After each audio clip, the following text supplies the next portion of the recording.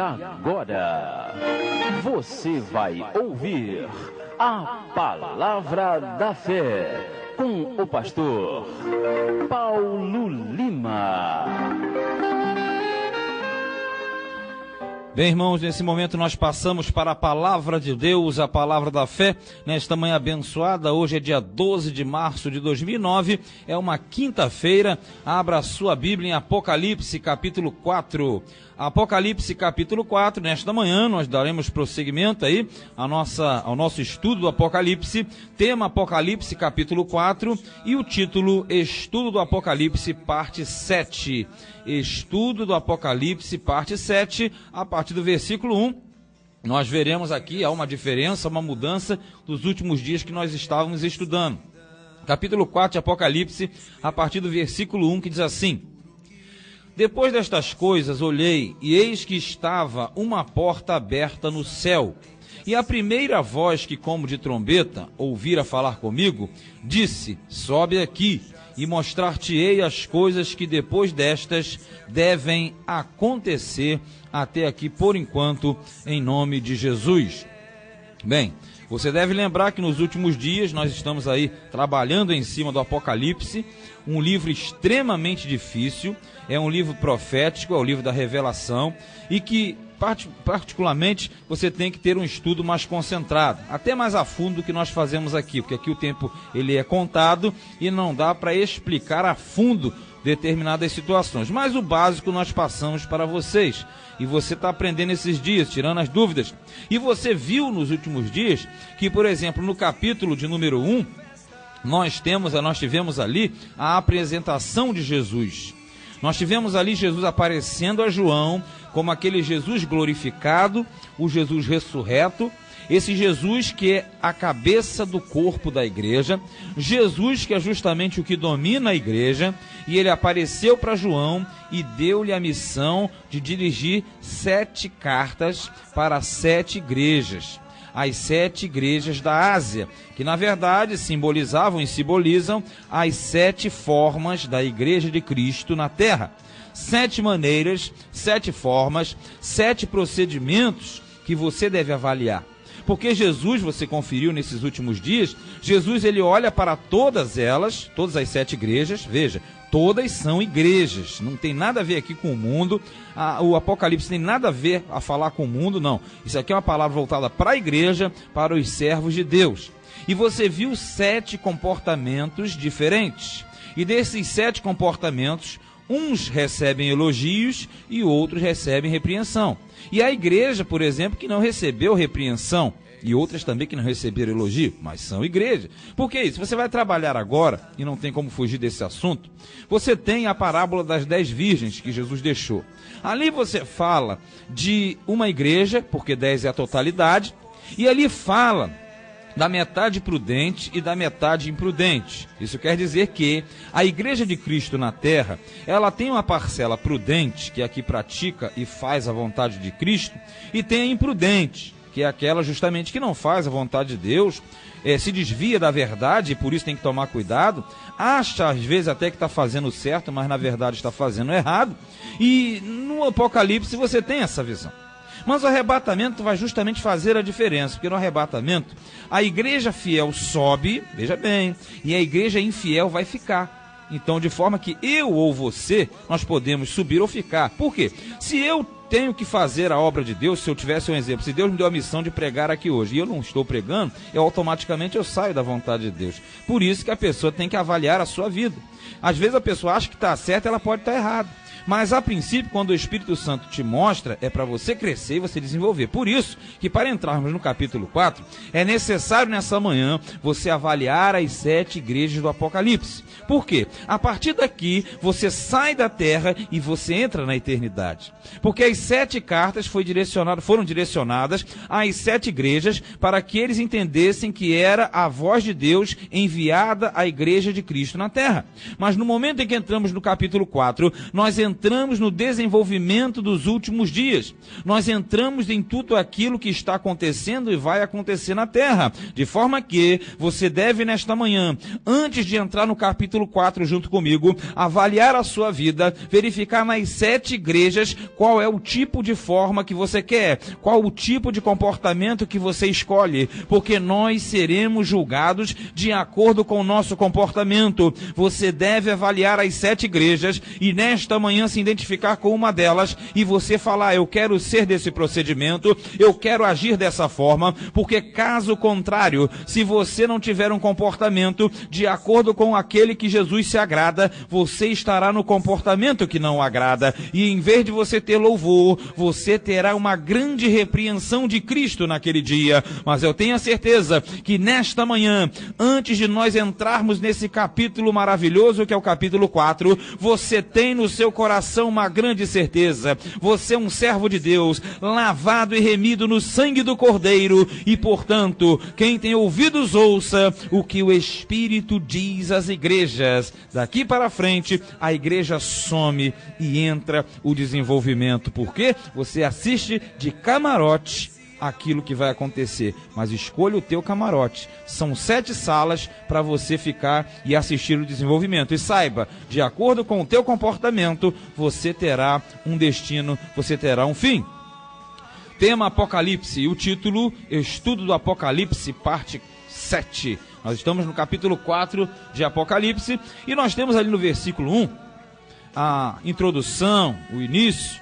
Você viu ali claramente, dizendo: depois destas coisas, quais coisas? Tudo que nós falamos aqui. Depois que as igrejas receberiam as cartas, e tinham a noção de quem estava falando, como e quando estava falando. Aí diz assim: ele olhou, ele é João, olhei, e eis que estava uma porta aberta no céu. Por que aberta no céu? Porque João estava na terra, teve visões celestiais. Quando ele vê a porta aberta no céu, é sinal de que a parte da terra passou, e agora ele veria tudo aquilo que dizia respeito e diz respeito à eternidade. Por isso, uma porta aberta no céu. João, ele entra dentro da eternidade, ele entra no Kairos de Deus, e ali ele vai começar a ter outras revelações mais profundas. E diz aqui: e é a primeira voz que, como de trombeta, ouvira falar comigo, disse: sobe aqui e mostrar-te-ei as coisas que depois destas devem acontecer. Veja, meu irmão, nesta manhã você tem, em primeiro lugar, João sendo arrebatado ao terceiro céu. João está no terceiro céu e João vê coisas que vão acontecer. Visões que são maravilhosas, mas que nos deixam às vezes confusos. Por quê? Nós não temos uma clareza, mas Jesus explica. Quando ele escuta aquela voz, essa voz é a voz de Jesus que ele viu no capítulo 1, a voz como de trombeta, lembra? Uma voz poderosa, estridente, a voz do Todo-Poderoso. E essa voz fala com João dizendo: olha, sobe aqui. E João sobe. E mostrar-te as coisas, que depois destas devem acontecer. Querido, nessa manhã, bote isso no teu coração. Aprenda de Deus e saiba que Deus, ele não faz nada sem avisar para você. Às vezes a pessoa fala assim: mas eu não sei como eu faço isso, eu não sei para onde eu vou. Você não vê isso no nosso meio? Às vezes a pessoa fala: é difícil. Não, é difícil porque a pessoa não procura a direção de Deus, ela não procura estudar as coisas de Deus, aí ela fica batendo para lá e para cá, a cabeça dela fica confusa e ela não entende o que às vezes ela está atravessando. Não, Deus, ele explica tudo. Jesus, ele quer sempre o povo dele informado. Por isso que ele chamou João, para ensinar a João, para João escrever as 7 igrejas, para que nesta manhã você esteja entendendo que o plano de Deus na tua vida, ele é lindo e maravilhoso. João, no versículo 2, diz: e logo eu fui arrebatado em espírito. Arrebatado em espírito é o estado de êxtase que nós falamos. A pessoa está na terra, mas ela automaticamente, através do discernimento de espírito, ela entra dentro da dimensão espiritual da eternidade. E eis que um trono estava posto no céu. João viu o trono de Deus. João viu aquela situação, João viu todo um estado na área celestial. E veja, querido, nessa manhã, Quando João ele teve aquela visão, quando você hoje tem uma visão também, porque a mesma visão de João no passado é a mesma visão que eu, que você, que nós temos nesta manhã. A mesma visão do passado que João teve é a visão que você deve ter também. A mesma situação do passado é de hoje. Quando João ele foi arrebatado, ele entrou num estado de êxtase, ele passou a ter visões celestiais, e nesta manhã de repente você fala, não, mas eu não estou vendo. Você não está vendo com os seus olhos, mas você está vendo com o seu coração. Deus é aquele que habita na eternidade. Deus é aquele que chamou a João e disse, entra aqui, sobe cá, João. E João ele subiu, e João ele entrou, e João teve uma visão celestial. Como nesta manhã você também precisa ter essa visão celestial. Ele disse, o céu se abriu, havia uma porta no céu, e eu ouvi uma voz como de trombeta, semelhante àquela, como aquela do início. E hoje você sabe mais uma vez, da mesma forma como foi no passado, Deus ele está manifestando a você essa grande verdade. Deus está mostrando para você que existe uma porta no céu, e essa porta você vai entrar, e essa entrada é o caminho. Mas se você diz quem é o caminho, Jesus ele já disse há muito tempo, eu sou o caminho, a verdade e a vida. Ninguém vem ao Pai senão por mim. Se nesta manhã você ainda não entendeu, entregue o teu caminho ao Senhor, confia nele, o mais ele fará. João, ele foi arrebatado em espírito, e ele viu, ele constatou tudo o que estava lá no terceiro céu, como nesta manhã também você deve, pela sua fé, ver, analisar tudo o que está preparado para mim, para você e para nós. Tema Apocalipse 4, título Estudo do Apocalipse, parte 7. Em segundo lugar, a partir do versículo de número 3, né? A partir do versículo de número 3, nós verificamos que João, ele vê os anciãos. Ele não somente vê o trono, mas ele vê os anciãos. Vamos por parte.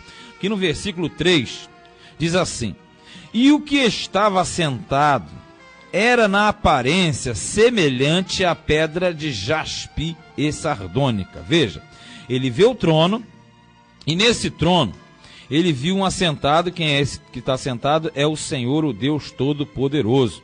Assentado sobre o trono, você viu no versículo 2. No verso 3, diz assim, e esse que estava assentado era na aparência semelhança à pedra jaspe. Jaspe é uma pedra preciosa. E a semelhança como sardônica e jaspe. Quer dizer, são pedras preciosas. Isso quer dizer que na presença de Deus, diante do trono de Deus, existe um resplandecer. É resplandecente, que automaticamente ofusca a visão daquele que está olhando. Por isso que ele fala que é semelhante a. Não, ele não diz que é a, mas semelhante, quer dizer, é bem parecido. E diz mais aqui, o arco celeste estava ao redor do trono. Veja, esse arco celeste é o arco que você vê nas nuvens no dia da chuva. Que por aí muita gente está falando assim, arco-íris. Você não pode falar que o arco é íris, querido. Porque quando você fala que o arco é íris, você está dizendo que o arco pertence à deusa pagã chamada Íris. E isso está errado. O arco, diz em Gênesis, o arco é o arco de Deus. Então se você tem costume de falar arco-íris, tira isso fora. Você quando vê aquele arco, fala assim, olha lá o arco de Deus, que Deus colocou nos céus. Por quê? Quando Deus colocou o arco lá para Noé, ele tirou esse arco daqui, da eternidade, de trás do seu trono. Por isso que quando chove você vê o arco nas nuvens, porque aquele arco, Deus ele fazendo um pacto com Noé, ele tirou esse arco dos céus, da eternidade, e colocou as nuvens para que você saiba que toda vez que chove, aquela aliança que Deus fez com Noé, ela estará entrando em ação, para que o mundo não mais seja consumido pelas águas do dilúvio. E aqui diz, e parecia semelhante a esmeralda. O que é isso? Semelhante à esmeralda. Você pegar a esmeralda é uma pedra verde, né? A esmeralda é uma pedra verde. E assim como a sardônica, como as outras pedras de uma forma geral, aqui mostram o quê? Que na eternidade você tem uma visão maravilhosa. Por que você tem aqui na Terra pedras preciosas? Por que você tem vários tipos de pedras?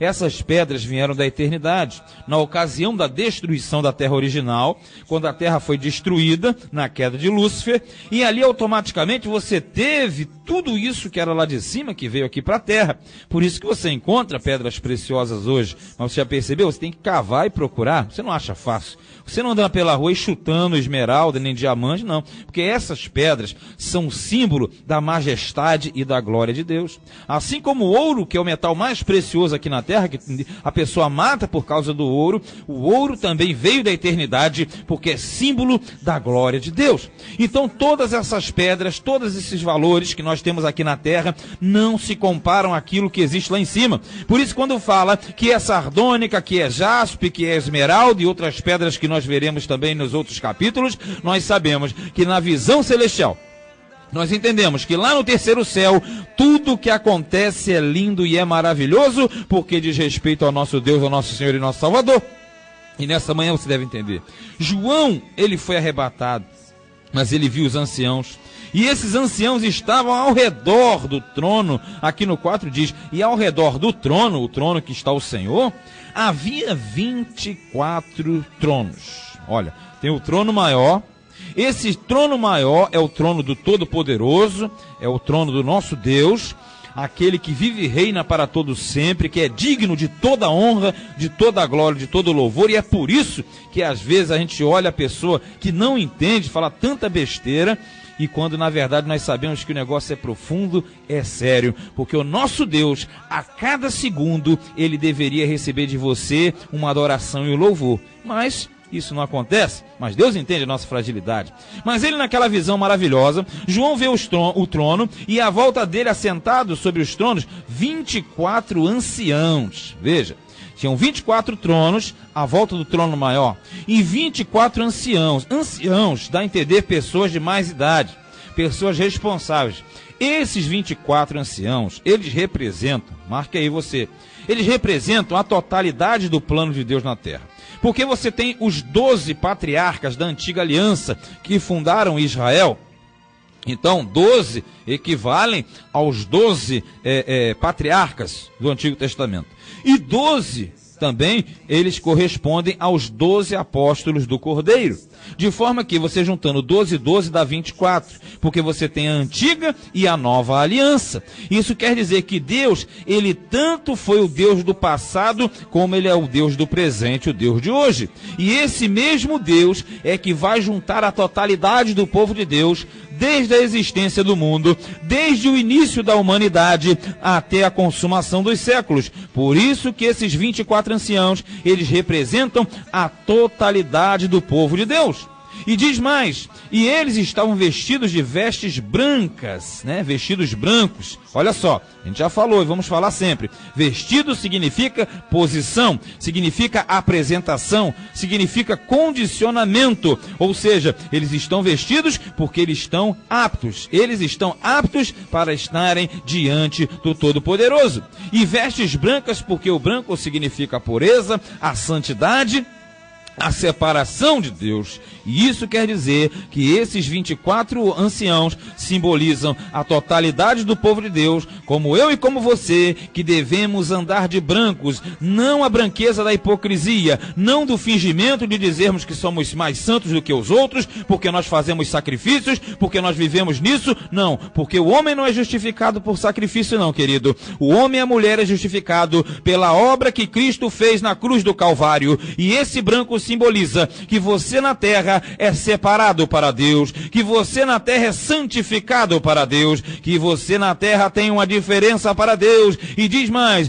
e tinham sobre suas cabeças coroas de ouro. Você sabe o que isso significa? As coroas de ouro simbolizam a premiação, a recompensa, o galardão. Lembra das últimas aulas, dos últimos estudos? A coroa é a recompensa. A coroa é aquilo que o atleta recebia na antiguidade, quando ele corria em um atletismo, quando ele fazia e competia nas antigas Olimpíadas, e ele recebia uma coroa. Isso quer dizer que esses anciãos, que simbolizam a totalidade do povo de Deus, a antiga aliança e a nova aliança, eles possuem coroas de ouro. Coroas porque eles são recompensados. Coroas porque ele tem um grandíssimo galardão. E você diz, mas por que de ouro, meu irmão? De ouro, porque o ouro, eu já disse, sempre sempre vou dizer, o ouro simboliza a glória de Deus. O ouro simboliza justamente o resplandecer da glória de Deus. E é isso que você e eu, nós nesta manhã devemos entender. Assim como eles foram recompensados, assim como eles têm coroas de ouro, porque eles são dignos disso, nesta manhã você também abra os seus olhos espirituais e entenda que Deus tem uma recompensa grande para você. Deus tem uma recompensa, um galardão guardado para você. Ele tem vestes brancas, Ele tem coroas de ouro, porque além de você ter uma presença diante do Todo-Poderoso, você também nessa manhã tem uma grande recompensa, a coroa de ouro, que é o resplandecer da glória de Deus sobre a sua vida. Tema Apocalipse 4. Título, Estudo do Apocalipse, parte 7. E você viu que Deus arrebatou a João. João viu os 24 anciãos. E em terceiro lugar, a partir do versículo 5, João viu, olha só, a profundidade do trono de Deus. Porque o trono ele viu de longe. Agora dá um zoom e você encosta no trono. No versículo 5. E do trono saíam relâmpagos e trovões e vozes. E diante do trono ardiam 7 lâmpadas de fogo, as quais são os 7 Espíritos de Deus. Veja bem, do trono, aproximando do trono, sai relâmpago, trovões e vozes. Se você lembra de Moisés quando subiu no Monte Sinai, lá em Êxodo capítulo 19 e 20, ali a glória de Deus desceu à terra. Aqui João vê lá em cima. O relâmpago, o trovão, são os símbolos da onipotência de Deus.